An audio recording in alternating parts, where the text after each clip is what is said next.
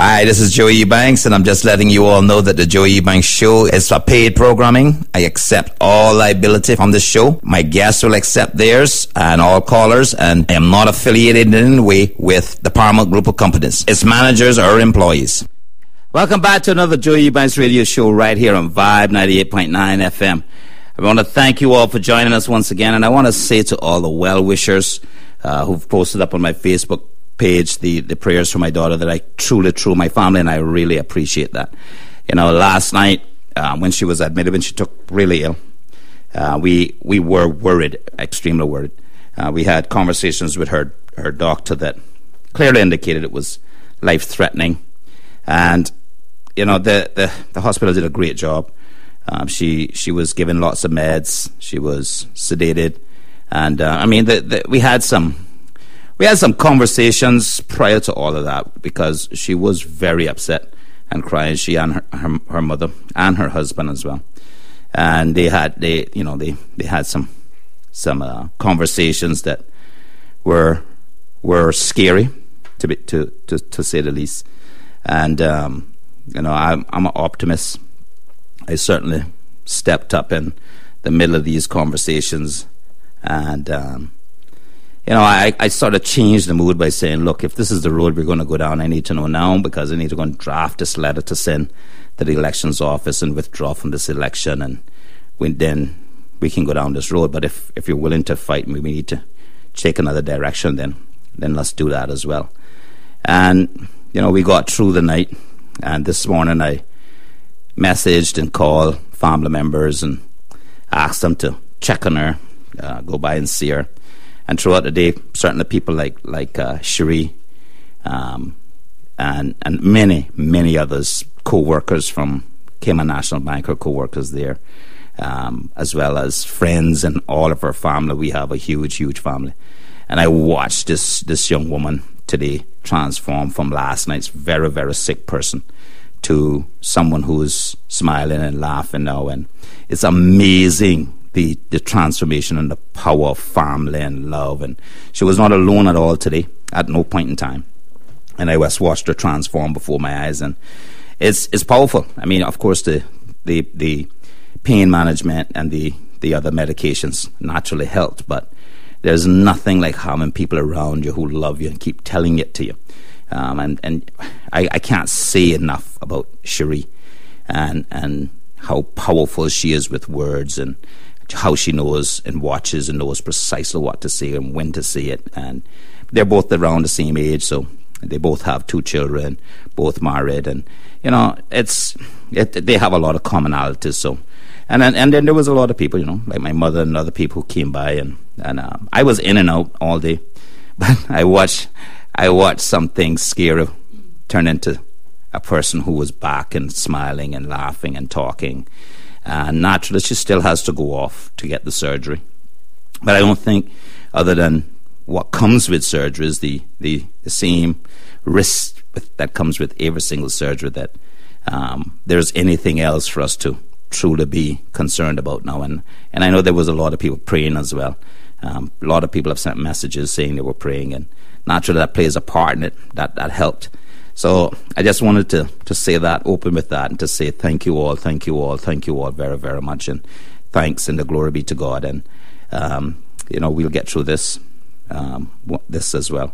So hopefully she and her mother will be off tomorrow, and we can get past this and get back to some normality. Of course, she's going to miss her 2 babies, and that kept coming up. So again, I cannot thank you people enough. You the people in the listening audience, you the people of Cayman Islands, you the people out there in Facebook, and the family members, the Moniques, Tony, Chastain, and the many others that stepped up today, Thelma, Judy, her co-workers from CNB. Thank you all very much, and everybody else who prayed and sent well-wishing, and went and looked for her, stayed in the room with her for a while, and brought her back really. And you know, I have a bit of more of a peace of mind now, and ready to take on the show. And I have a guest that I'm going to introduce a little later on, but I wanted to let you all know as well that there's a couple of things I wanted to touch on. And I have managed to get, I have about I have 2 years of Governor Taylor's diary. One is 37 pages long. The other one is some 36 pages long. And I've read through these, and I FOI'd his diary, and I took a look at what he was doing for the last, between 2011 and 2012. And I can't tell you about what was discussed, but these are some boring, this is a boring diary, really. But here is the thing that jumps out at me. I am totally amazed at the number of meetings that transpired between Governor Taylor and Dan Scott. There are more meetings between those two gentlemen recorded in these diaries than there was between the governor and the premier at the time. There are more meetings between the deputy premier and the governor than there was between the premier at the time, McKeever Bush, and the governor. And this just jumped out at me because certainly, regardless of the personal issues or feelings, this is no way to run a country. And we have issues here that some are constitutional as well, and some are just the way they are. And because of our relationship with England, all of the civil service reports to His Excellency the Governor. And it's always been that way. So he controls all of the staffing, and the elected members rely on his staff to get their policies done. And the Constitution makes some provisions for that to occur. But there is still control there in what gets done. And, who should the civil service take direct orders from? If there's a conflict, certainly they have to. I would think that they would have to take that from His Excellency the Governor, who's their ultimate boss. Politicians come and politicians go. So they're stuck there. And that's not democracy, because the people elected that democratic elected government. And that democratic elected government doesn't have a staff. And, I'm picking a lot of stuff up out of these 70-odd pages of diary here. Massive amounts. There's one of the other things that jumped out is the number of meetings with other, there's also meetings in here with Mike Taggart, the C4C candidate. There's meetings. It's quite a bit of information. There's nothing in here that is not for public knowledge, really. I had a FOI request sent, and I got a response, and they've redacted what shouldn't be seen by the public is marked out. So it's all here. I mean, I'm surprised at the number of meetings between him and Dan Scott, is all I'm saying, and how few. In fact, I have yet to see in the 70-something pages one entry of a meeting between him and the then premier. There's meetings with him and Minister Adams, Minister Anglin, Minister Scotland, Chief Justice, and there's mentions in here of where the premier is traveling. Like there's an entry in here that the premier is away, business Puerto Rico. So it's not a meeting; it's more of a notification that he's going to be off island. It's quite frankly, I have to say, it's troubling that this is the sort of, you can't run a country like that, is all I'm saying. The elected members have to be included. There has to be a relationship existing there. Sure, we'll disagree. We're not going to agree on everything. That's natural, but there has to be a better relationship. And I'm going to share more and more of this with you throughout next week. And, it kind of leads in, because I have to tell you all as well, there's a number of meetings that occurred, not just with Dan Scott, not just with Roy McTaggart, but also with Ezard Miller and Ard McLean and the governor. And, I'm surprised that they had an audience with the governor but never got anything for their districts. So why would they? I mean, if I got an audience with the governor and I was an elected member, I'd certainly be asking for stuff for my district, my constituents, and make sure that they got something.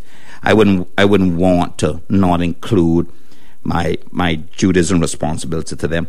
And there's another article out, and I think that both of those gentlemen, Arden and Ezra, have said that if the UDP is elected, they will not in any way work with them. Now, I mean, that's their choice. I'm not going I'm not going to wrong them for making their own decision. That's their choice. I'm an independent candidate. Everybody who listens to this radio show knows I do not support the C4C. I don't.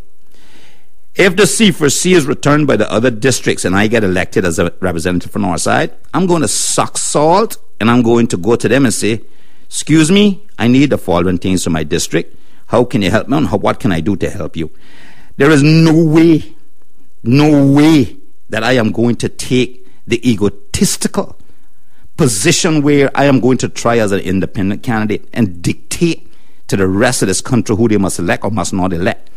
I need some help in Northside. I need affordable homes. I need some jobs. I have a plan. Whoever you send, Northside people, whoever the rest of the country sends, I am going to work with to get what we need for Northside. I'm not going to go into Parliament and pick fights and waste 4 years growing an ego while you all continue to suffer without the representation that you've not had the last 4. It's been too long. We have far too many issues and far too many people unemployed and far too many people in need for me, once you elect me, to take that approach. We're going to hit the ground running. We're going to look to see who else the rest of the country sent, and we're going to work with them to get what we need for the District of Northside. And that doesn't mean that we're going to sell this country out either. If there's something that is going to harm the country, we'll say, no, we're not supporting it. And we'll fight against it. But we're not going to go and take this approach, that if you send them, well, I'm not coming back in. You know, that kind of approach is something that scares me about the constituents of Eastern and North Side, because, man, anyone elected who takes that approach, regardless of which district they're in, you're literally saying before you get elected that you plan on giving nothing if another group gets in, and you're saying to the rest of the country, you all better do what I say. And you can't tell the rest of the country who they should elect. This is a democracy. All of us are supposedly independents. The both of these gentlemen claim to be independents, Ezra and Arden. If you're independent, why are you having affiliations? And don't tell me about you all are taking this position because the leader of the UDP is bad and England is going to shut us down and all. Here's what the two of you need to answer. You, the two of you, and all the rest of Parliament. When that motion was moved by Alden to remove the no confidence vote, to remove the then Premier McKeever Bush, why was it that you all did not stand up and give your reasons why you were voting the way you voted? Only two people spoke. Alden, the Honourable Alden McLaughlin as the mover, and the Honourable Mark Scotland, who also got up and spoke as to what their reasons were. And I mean, he was very obviously nervous about it, distraught about it, whatever. I couldn't tell one way or the other. I only listened to it, and he was having some difficulty. But from listening to them and from what people told me, both of these gentlemen were surprised no one else stood up to speak. Here is what I believe. I believe that entire exercise was political. It was political because unless they demonstrated and showed you all evidence of any criminal activity, how could you stand up and do this otherwise than to be political and destabilize this country? And then, after it was done, even the Honourable Alden McLaughlin was saying we now need to go to early elections and as per the Constitution, which was not followed. So we have now a minority government and cabinet that, as far as I'm concerned, is still unconstitutional. And we have more signing of treaties with England and as it relates to our financial industry. The current Premier, Juliana, last week was in the media having signed another one. Where is the Parliament that had reviewed that? Because remember, Parliament is now over. The governor has shut down Parliament when these agreements are being signed. And you all have the nerve as an Arden to further jeopardize this country with these kind of statements in the media. You should be standing for this country and saying something is wrong. We do not have a Parliament in session. There are treaties and agreements being signed by the current Premier. We do not know what's going on because it's not being debated publicly. We've only seen it after the fact. And you have the nerve to say you're not going to work with certain people. We got bigger problems than this. And in fact, the two of you have collectively secured this country's economic crisis because you got up publicly every single week. You rallied people with lies to object to projects, and you moved this country. And then other people that followed you's fault, They trusted you. They believed what you were saying. Now they're realizing that it wasn't all true. You didn't tell the truth about everything. And we got stuck with no projects, huge economic issues. We have people on streets, entire streets, that are disconnected from electricity.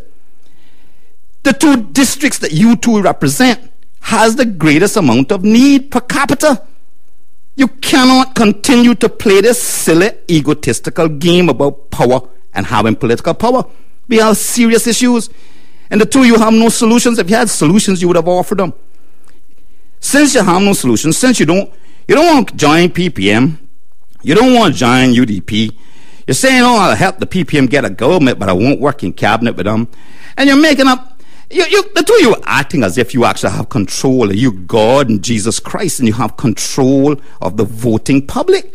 You should be ashamed of yourself. The country's in crisis and you're still fighting for political power. In an election with a dissolved parliament and a cabinet that is unconstitutional, signing treaties with England and adversely impacting our financial industry. And at the same time, we need to get people back to work. We need projects on the table, and we need to move this country forward. You cannot continue down this road of division and dividing this country. We must debate these issues. People have came on. Let me tell you something. We cannot have anyone. I'm telling you, and I'll say this once again. Everyone knows that there's no love lost between me and Dan Scott and the C4C. Everyone knows that. I am telling you, if they end up with the majority of Parliament, I am going to beg on my knees, if necessary, for help from Northside. I will not question your right to democracy. Whatever goes there, once Joey's there for Northside, Joey going to fight for Northsiders. That's it. And I'll fight for the country too on national issues.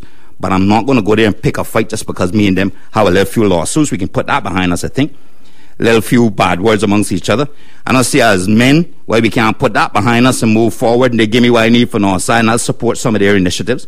And that's politics, and that's negotiation. So, Dan, I know you have Maples listening to this and recording this. So when they play it back to you, just know that for me, I am an independent candidate. Not what you guys are producing. Those are not independents. That's a party. But if your party should win the majority, Joe Ebanks intends to work with whoever's there. Whoever's there, I'm coming to beg. I need the following things from our side. And I have a list. And next week when I have my meeting, you all can come and you can see my list. And you can start to think about it. And you can offer suggestions if you like. But I'm going to need your help because we got a lot of work to do in Northside. And the young people in Northside and the good people in Northside need some help because for the last 4 years, they've been shut off. And, there's a couple of Ezra's committee members who are going around and saying now that I'm talking about affordable houses for Northside and there is no Northsider who needs an affordable house. Well, they do. Maybe you guys on his committee don't need an affordable house. Maybe because it seems to me that his committee is living a whole lot better than everybody else. Maybe you guys don't need it, but there's a lot of people who need it and want it, and they're going to get it once Joe Ebanks is elected. So I am not going to take your candidate's position where he said he does not want affordable housing because he does not want to create another Cowelda Square. I'm going to tell you all something what Cowelda Square is going to produce in the future. Cowelda Square is going to have a son who has come out of there, who is going to be one of the most brilliant doctors that the world has ever seen. So what will you say about the good people at Cowelda Square too, you understand? Because they have a kid coming. And I'm telling you, when I met him at the age of 12 or 13, I knew then that he was destined for greatness. And I met him again, ran into him again the other day. And I can tell you, he has not changed. The only thing that has changed with him, he's gotten bigger. He's gotten better looking. And he's more resolved to being great. And he's going to be great. All we need is for you guys to get out of our way. And we're going to see to it that this young man changes the world. We're going to go straight to a commercial break. And when we come back, I want to introduce my guest, none other than Matthew Leslie, the candidate for the District of Georgetown. And we're going to get into some chat and some discussion about a few things, cost of living, getting people back to work, unemployment. When we be back, right after this break. Puritan Cleaners wishes all mothers a happy Mother's Day with a special offer just for you from May 6th till May 15th. Get $4 off every $20 worth of cleaning on ladies' apparel, prepaid or pickup within 7 days. Don't forget to put your pickup ticket in the box at any of Puritan's 4 locations for your chance to win big in Puritan Cleaners June drawings. Puritan Cleaners, Countryside Savannah, Centennial Towers, West Bay Arboretum Building, Elgin Avenue, and 337 Eastern Avenue with drive-thru. Rain or shine.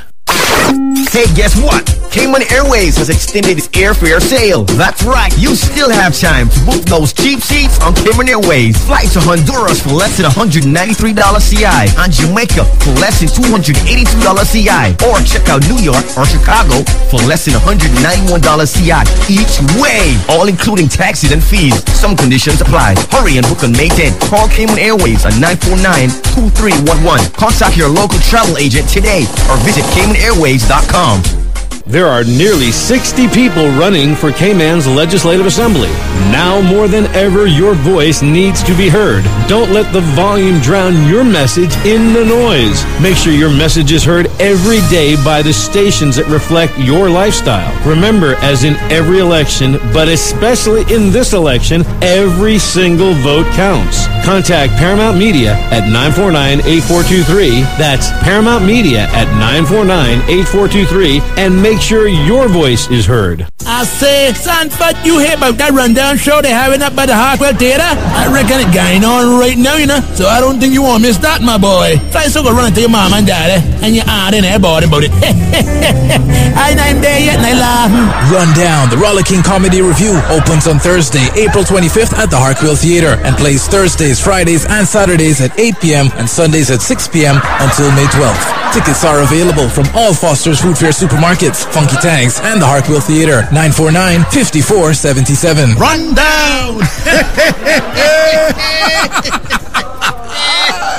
This is a paid announcement. Dr. Tomlinson and his wife Eva are asking all guests who have been invited to attend their function at their home in Spots on Saturday, May 11th, to confirm their attendance by phoning 949-9110 or 927-2115. Again, their numbers are 949-9110 and 927-2115. Thank you.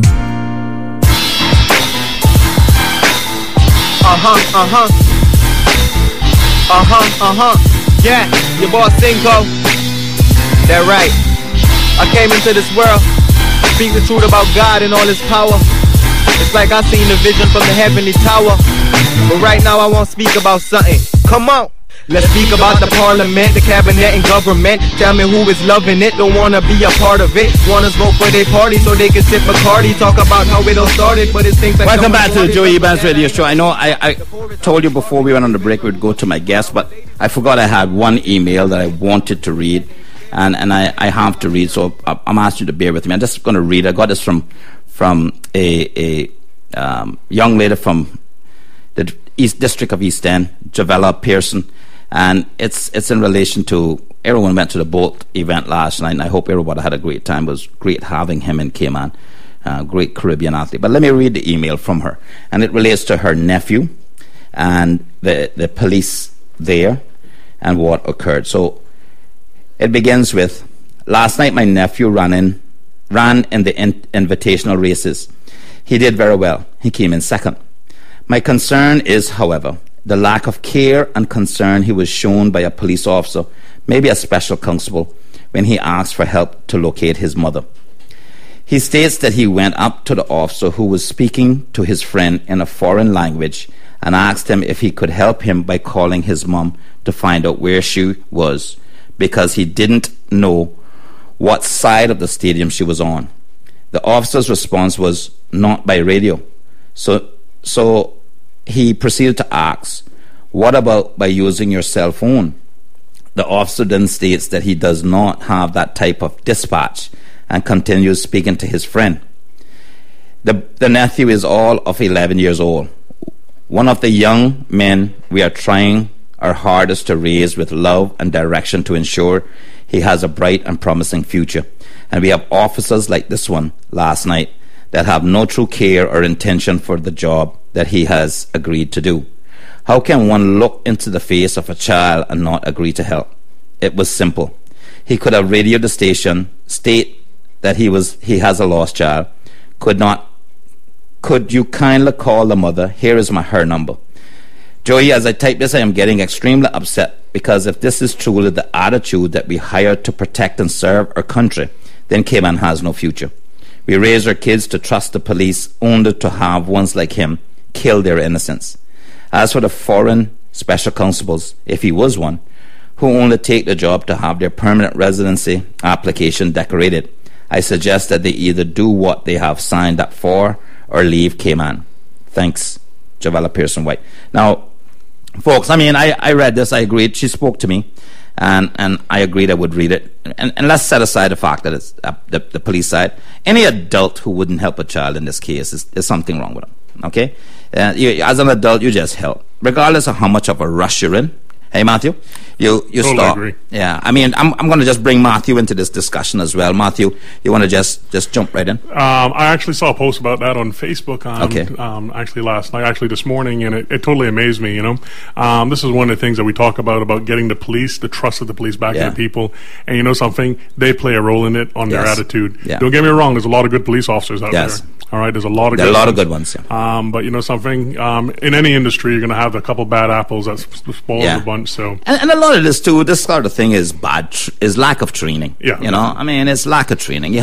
There constantly has to be training ongoing, because it's not just training, is also you have to have appreciation for people, especially here in the Caribbean. One of the things that I do recommend is that the police officers that do not have training about dealing with Caribbean folks, trust me, our way of living is totally different from the UK and everywhere else. So definitely different. So wow, your show always gets me, Joey. Let me tell you something. That's good. I'm happy to be back, though. I'm happy to be back. Good afternoon, good evening, Cayman. Before we even get started, I just want to send my condolences out once again for the passing of Anna Consuelo Ebanks. As you know, she passed away. And let me tell you something. I do believe that Cayman has lost a cultural icon. And as you might have read on my Facebook, I got a lot of receivership and comments.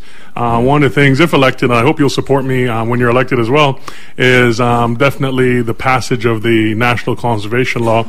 I definitely would love to see that renamed as the Consuelo National Conservation, this CNC law. Mm-hmm. I think that she deserves it. This is a woman that's done great things for the country in a quiet way. This is one of the women that, you know, she built Cayman up, and no offense, but she never asked for much in return. She never asked for glory and riches, you know.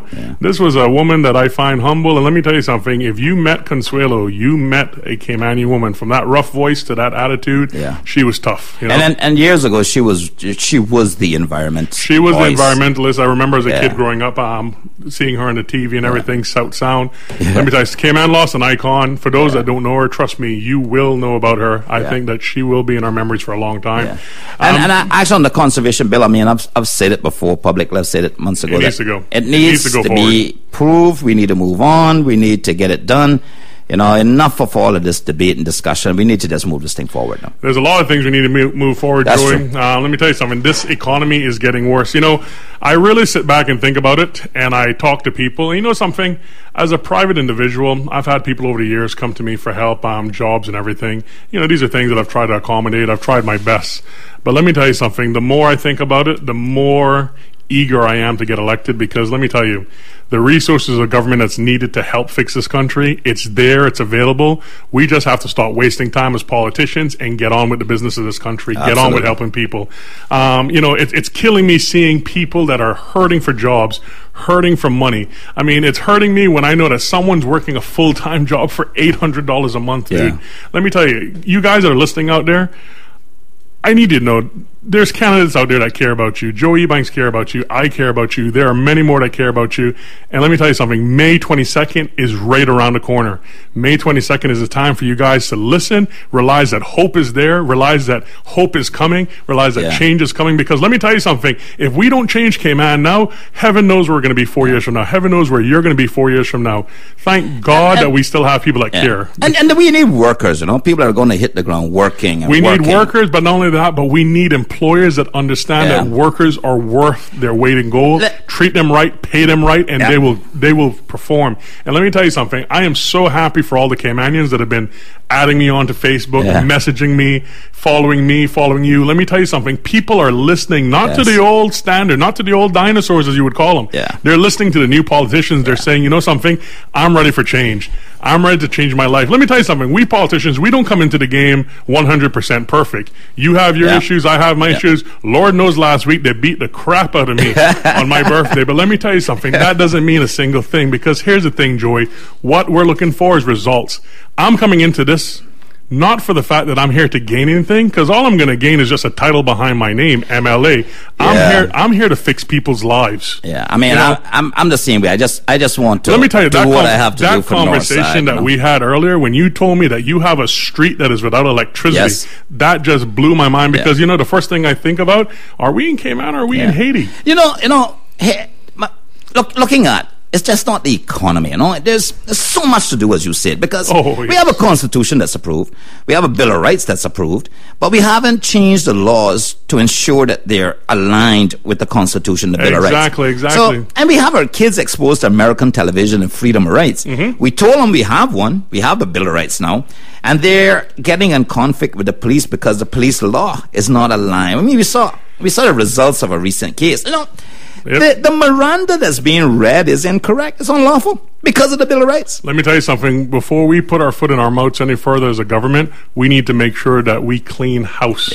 And cleaning house also make sure that the laws are in line. The laws also need to be modernized as well. Keep in mind, we are in 2013. Hey, you guys that are listening to me right now on the radio, how many of y'all remember 1960? What? Nope, half of y'all don't, because we weren't born then.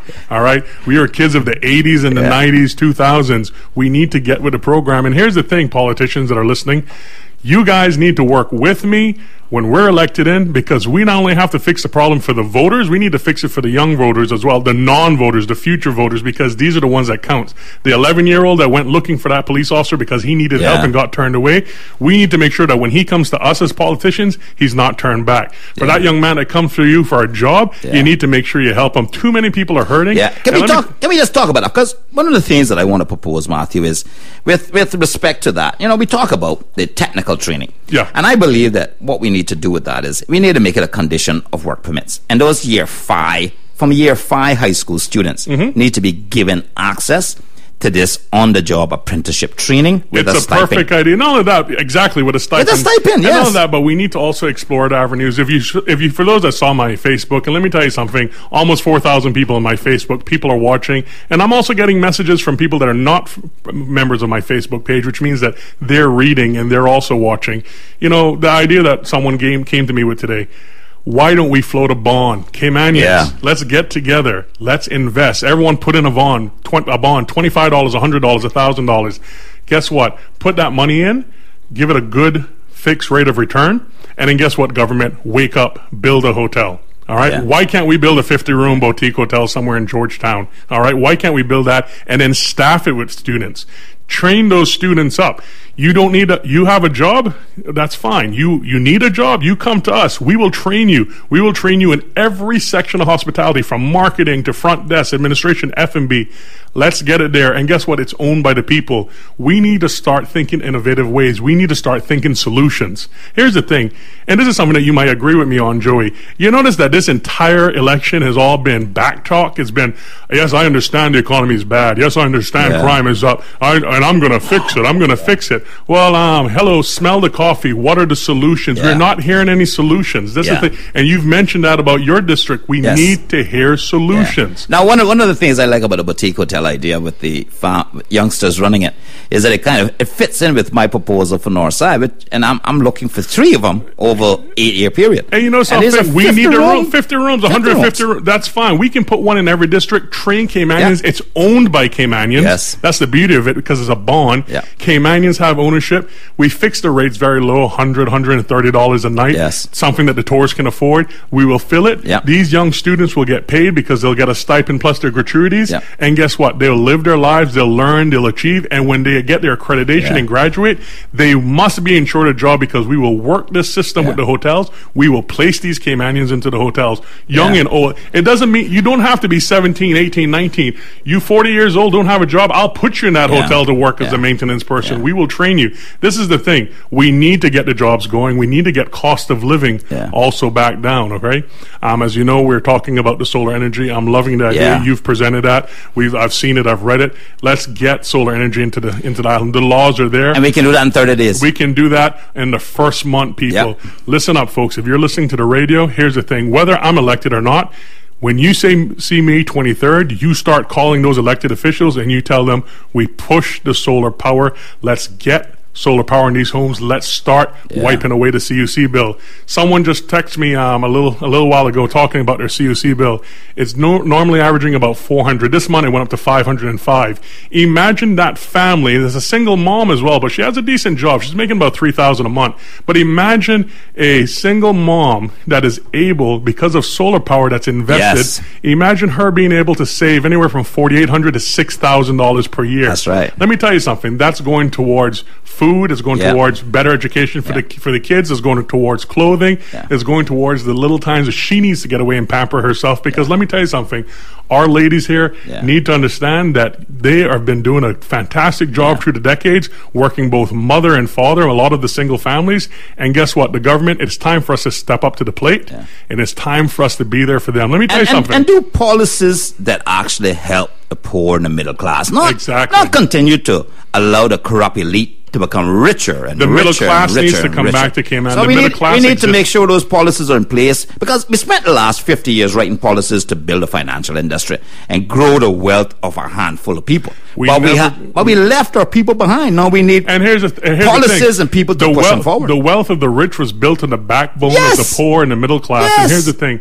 Folks in Cayman, it needs to change. You have good politics. There, in this lineup of 56 politicians, Georgetown, you have 21.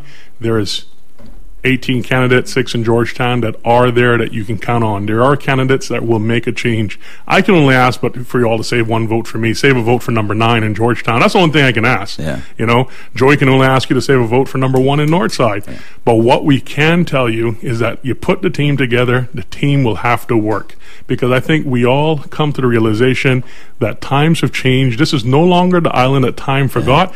This is the island that's forgot about time, because it's moving forward so fast it can't remember anything else, and people are getting left by the wayside. Right now we have people that are starving. Right now there's people that are listening to us, Joey.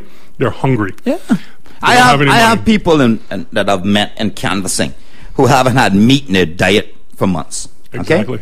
So, you know, when those two elected members up there start talking and dictating who they'll work with, they need to deal with that. That's what they should be talking about. Hey, I need some jobs. I need this. I need to get my people back on their feet, and I need to move my people forward. And I goes to you know what else was said at this meeting?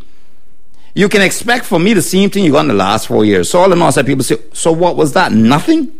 We can expect nothing from you? So, you know, get up. This statement that they're making publicly about who they'll work with is really frustrating to hear, that they would start this process absolutely convinced that they've won the election, absolutely convinced that they can tell the rest of the country who to vote for, and that they're going to move the country forward with that. As a candidate for election, Joey, we're supposed to be thinking forward as to who we're going to work with. Start working with people, start making people realize that times are changing, times are coming along. We need to be better for our people.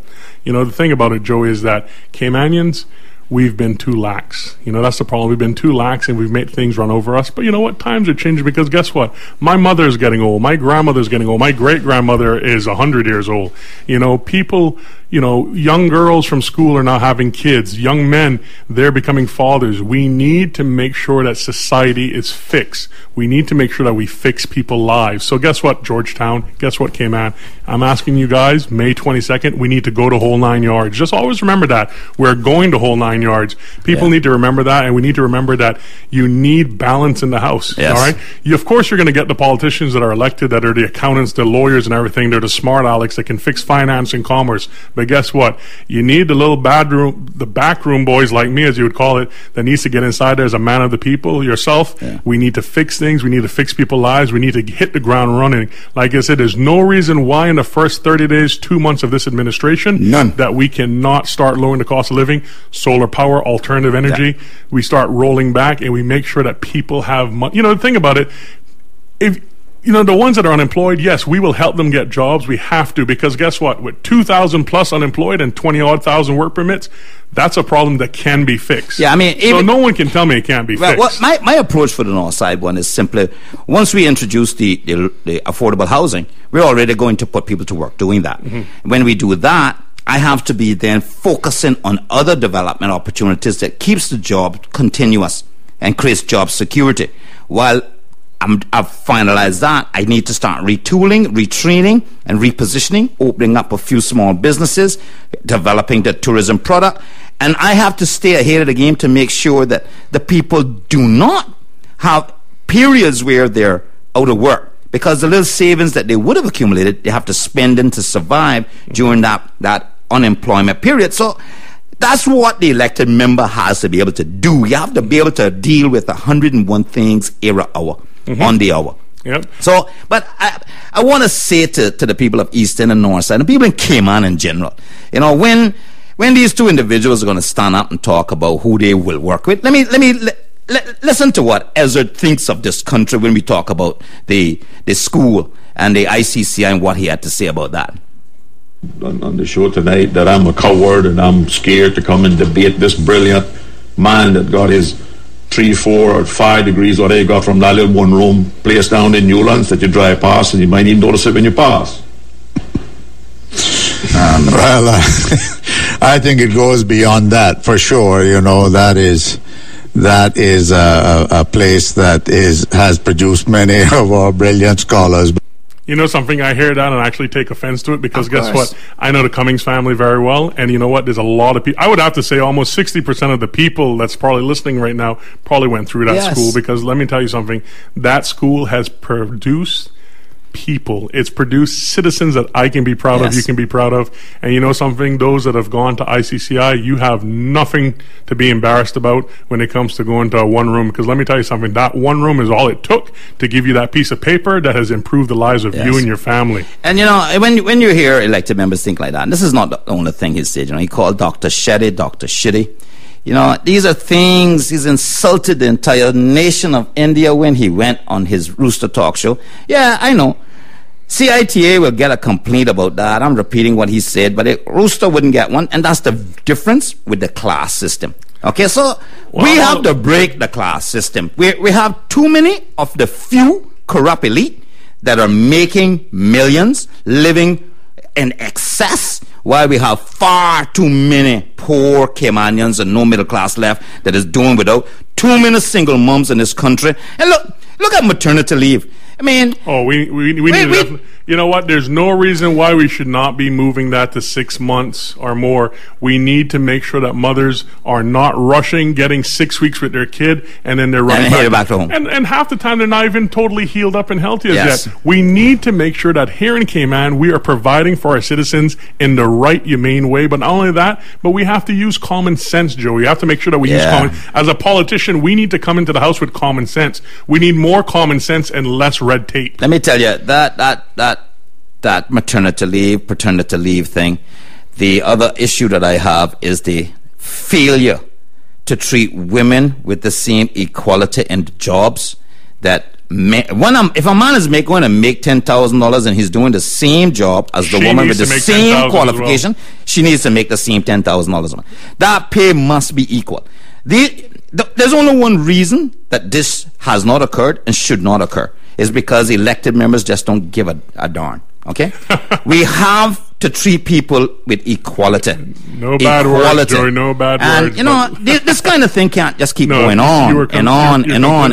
While elected members are arguing about little things that doesn't change a person's life. We are talking about women, mothers who give birth to children and are being alienated, are being forced and pushed into a lifestyle that they shouldn't be. And then at the same time, we're saying, we want to build a nation. How can we build a nation when we're not prepared to work with the mothers and the parents to secure that relationship with that newborn and that mother and that father? Let me tell you something. It can't happen. It can happen, but we need to be the ones, Joey, as representatives of the peoples. We need to be the ones that are going to come in and we're going to fix this problem. K-Man, those that are listening to us right now, it's been a very heated conversation between me and him, and I hope you feel as heated and as passionate as we do right now, because let me tell you something, K-Man needs to be fixed. We need to fix your lives. That's the whole thing. Yeah. I've been listening to some of the candidates, and God bless them. God bless all of them, Here's the thing. For many of the candidates, when this election is over and they don't win, guess what? Their lives goes on. They go back to their lives. They go back to their businesses. They go back to making their money. And then guess what? We'll be saying to ourselves a year from now, where's that guy? You know why, folks? Because he or she probably never cared in the first place. It was all about the agenda that they had. Here's the thing. There's some of us that's going to go inside there, and we're going to continue doing what we were always doing, fixing people's lives. It's just that we have more resources. So, K-Man, Georgetown, those that are listening out, we have good candidates. We have great candidates, and we have solutions. We haven't been hearing enough about the solutions. Hopefully, we've talked about some of it here today. But let me tell you something, folks. We need to move forward. May 22nd, I wish to God it was tomorrow. Yeah. Let me tell you, I wish to God it was tomorrow, because after, with the ideas that I have stomping in my head and everything, and these are the ideas that you do not have to go to the House and get quicker. These stuff as an MLA, you can work on your own initiative. Yes. These are things that you can work on your own initiative. You don't need the red tape. Yes, that's right. In fact, the Constitution makes provisions for independents to have an audience with cabinet once a quarter. Exactly. And once a year to contribute to the financial budget. Exactly. And let me tell you something. There's lots of things that we need to contribute to. There's a lot of things that we need to fix. I'm not coming in here with aspirations of fixing the country overnight, but I am for sure that as politicians putting our heads together, we can put K-Man back on track within the first 10 months. Get with the plan, folks. That's why I had that 10 and 10 plan. That's why you have your plan. The other candidates have their plans. The ones that you've been listening to, the candidates, folks, you all are smart. K-Manians are smart, Alex, like my mom used to call me. We know the difference between someone that has given us BS, and we know the difference between someone that is sincere. And here's the thing, folks. You need to decipher this whole thing about vote straight, vote this one, vote that. You vote with your heart. That's right. Vote, come May 22nd, you vote with your heart. You say, you know what, he might be from this party, but you know what, I like him because he seems sincere. This one might be an independent. I like him. I like her. And you put the team together, folks. You all are the coaches here. K-Man, remember this much. You all are the coaches of this big team called Parliament. We are K-Man Parliament. Go K-Man. We're the team. You put us together, coach, and guess what? We move forward. Once we get inside there, we'll pick who's the captain, the vice captain. We'll pick who's the forward, the striker, and whatnot. But guess what? You get us in there May 22nd, and let us get to work on this game of life, because guess what? It needs to be fixed, and it needs to be fixed now. Too many of y'all are going to sleep tonight hungry. Your stomach is hurting. Too many of y'all are getting sick, do not have insurance, and you're just in your 20s and 30s, and you cannot afford to go to the doctor. You're staying home sweating it out. Guess what, folks? It needs to change. Yeah, and then, you and I had that conversation earlier as well about the number of young people who are seriously ill. Without insurance. They're actually employed, and the employer don't have adequate insurance from them. And you know what, K-Man? You know what? This is part of that whole corrupt elite group. I mean, this kind of thing has to stop, folks, because we cannot treat human beings like this. We have to be able to make sure there's equity and people are sharing in the opportunities. We have to. And there's so much here that allows us to share with others. Do we have a call on the line? We have a call on the line. Let's go straight to the phone line. Hello, caller, you're on there. Yes, good evening, Hi, Joey. Good evening. Thank you for your call. Yes, and good evening, Mr. Leslie. Hi, good evening. Yes, it just the issue of the pardon which the governor gave to one guy. It was a nice thing, but you see, there is hundreds of young guys in this country who need the chance, who need that chance. They're desperate to that chance. Because when they go and put a police record and to apply for a job, they turn them down because of one mistake they've done in their life. And they're young, they roam in the streets, they're not knowing what they're gonna do. Yeah, one of the things I said yesterday when I saw this in the media was that, if the governor was into a pardoning mood, I wanted all the young people to submit their applications for a pardon, and once he had given them a pardon, I would go and see to it that they got scholarships, and we could really work together to turn this country's human capital around. Right. And you see, this country, Cayman Island, is for the Caymanian people in the end.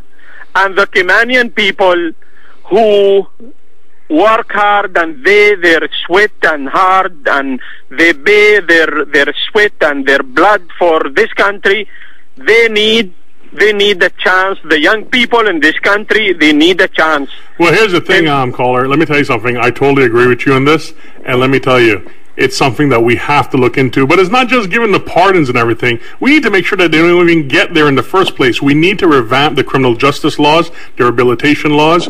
As I said in my 10 and 10 plan, we need to put deferred adjudication into the books here, where a young person that is convicted for their first crime can plead guilty, no contest. They're put on a 3 to 7 year program. Once they complete that program with the counseling, probation, community service, the case is dismissed. It's not on their record, because we are destroying our own people by giving them these first-time offenses that, trust me, in a small society, it could be just simple pickpocketing. It will haunt you for the rest of your life, and this is a problem that we must deal with. So I totally agree with you on that. Not only that, but we have cases of young people that are messing up, and it's a domino effect, sir. It's a domino effect because of the fact that, guess what? Cost of living is high. They can't afford their bills. Because they can't afford their bills, they go out and cause crime. They cause crime, and they keep doing it because they can't get a job. They can't get a job because they're busy causing crimes. They're getting in trouble, getting a first arrest.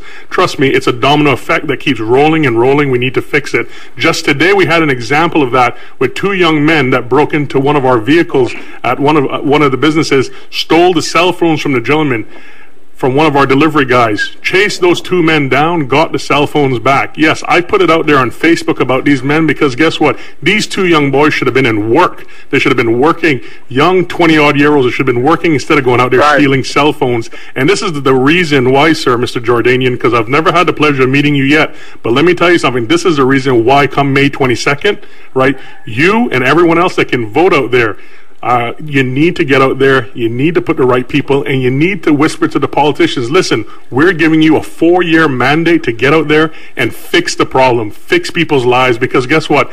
Lives need fixing, families need healing, people need jobs, people need to be able to put some money in the bank, because guess what? We're not always going to be 33 years old, 35. We get older. Young people out there are getting older, and as they get older, they're approaching that retirement age, and if they do not have jobs to put away in their nest egg, the money that they need, we're going to have a bigger problem in the future. So remember, this is a whole domino effect, folks, and we need to fix it. Caller, do you have a question in particular? Yes. Just the last thing I want to say, that we need to look at the issues affect the life of the young people in this country, the alcohol, drugs.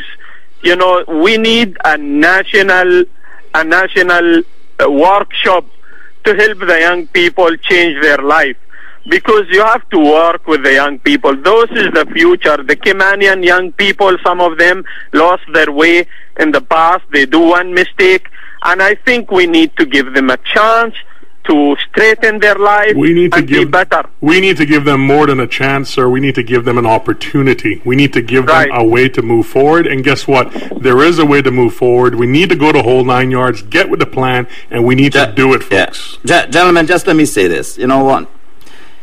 The foreigners and work permit holders in this country have a better understanding of our work permit and immigration system than our young people do. That's the problem.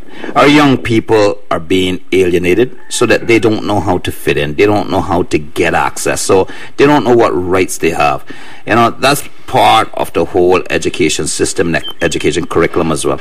And they're being beaten at the door because the system that we have designed with these boards and this group that is selling work permits to their own clients and everything else that has been transferred is preventing young people opportunities to jobs. And our economy and our structure has changed from the days when I came out of high school and could get a job anywhere to a more competitive environment, and we are not preparing up. So we need, there's so much thing. I'm surprised the young people are not even more angry than they are. Because this is they're pretty angry. Tough environment that we're turning them loose in. They're pretty angry. With some major obstacles, and then literally setting them up to fail. And we need to take an opportunity to just address that as well. But Matthew, we're past the 6. I'm going to give you a chance to just wrap up, and then we'll just. Joey, you owe me more airtime. those half hours mysteries with Joey is unsolved mysteries and all that kind of. Let me tell you something. The Bermuda Triangle has nothing over you. Yeah. But Joey, let me tell you something. It's a pleasure once again to come on the show. I am getting tons of WhatsApps and everything from my friends and supporters. Guys out there, I want to thank you so much. The momentum is building. We're almost there. May 22nd is within reach. Change is within reach. I want you all to get out of your couches after you listen to this or when you step out of your car, and I want you to take a breath of fresh air, smell the air, and realize that change is there. To my Georgetown voters, once again, May 22nd, all I'm asking you all is to save one vote for this guy, one vote for number 9, one vote, and give me a chance to prove myself and to prove the critics wrong, because guess what? A young Caymanian like myself, young Caymanians, we can get it done because we know the problems. We've been there. I've been with you all the way. Trust me, I know what it's like to be broke. I know what it's like to be unemployed. I know what it's like to be accused of things. I know what it's like to have fights with family. I know what it's like to have breakups with girlfriends. I know what it's all like. What we need to do, folks, is we need to come together as one. We need to show a little bit of love, and we need to show a little bit of ambition, and we can work together, fix this problem. So May 22nd, number 9, Georgetown, taking you the whole 9 yards. I love you guys. Thanks so much, Joey. All right, thank you for coming as well. And folks, I want to leave you with one thing. The experience with my daughter last night and today kind of reminded me of an exercise I took the rest of my family through about 2 years ago. And what I had them do, and I'm going to invite each and every one of you to try it. You might find it or might think that it's not worthwhile or even weird, but what I had them do was I listed all family members on a sheet, and I had each one of them say, using 2 to 3 words, something positive about the other one. And that exercise, then they had to send back those lists to me, and I compiled it into one format. And then we had our family function, and I was to present it to them. And I had it on PowerPoint, put the projector up, had it on the wall. But rather than get up and speak to it, what I did was I had each one of them get up and read and look at each other when they were saying it. So it was all positive. There were nothing critical. Let me tell you why I said all of that.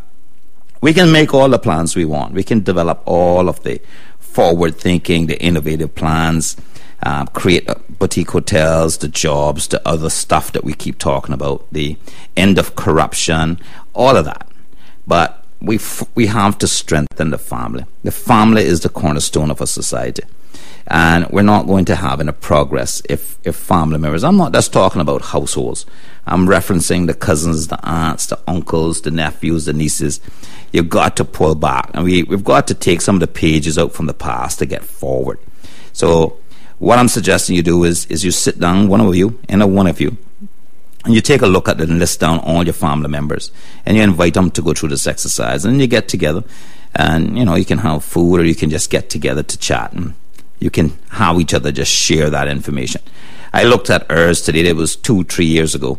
I went through it, and it's still, there's still a lot of fun stuff in there, and it's great being able to read what was said about me, what was thought about me, and I certainly would love to do the exercise again soon. And again, what it does is it strengthens families. And today I was reminded of that by the people who came around my daughter and who helped and who was with us and who prayed for us, and a family just pulled through, and friends. And so, folks, in leaving this show today for the weekend, I'm back on Monday. Let me just say that you have to pull your family together. We cannot if we do not get along with family, move this country forward. So we have to do that first. We can't create any plans that will help you if you're not together. But what I'm going to do is I'm going to have my guests. That's all I have to say. I want to thank you for joining us, and I'm going to allow my guest Matthew to just have the last say on tonight's show. I just want to say once again, thanks, Joey, for having me. I love coming on this show because of the amount of people I know that's listening. A shout out to my father out in Texas who just texted me saying that he's in tune-in, he's listening. So Sam Leslie, thanks so much, Dad. I love you. Thanks for the support. Guys, you know what? I'm going to make a personal plea out there. You know something? Guys, you all don't have jobs? I need you all in Georgetown. You guys start sending me your resumes by email. Good. All right? Simple as that. Matthew at Matthew2013.ky. MATTHEW at Matthew2013.ky. Send me, because you know what? I'm personally making this challenge to myself that, you know what? Send me your resumes. I'm going to help you all get jobs. Simple as that. Joey, you do it for your Northsiders. I'll do it for my Georgetowners. Next week, together, we'll fix it. Next week, what I'm going to be doing is I'm going to be inviting all the Northsiders to come who want to qualify for a low-income home and who wants a job. At my meeting, we're going to take the names. We're going to start the process of building the resumes if they don't have them. We're going to start the process of identifying jobs for them. We're going to start the process of qualifying them for the homes, and we're going to let them make sure that we hit the ground running. And we have people lined up that we can move the North Side District forward. Excellent. Folks, change is coming. We're almost there. Remember, go the whole 9 yards.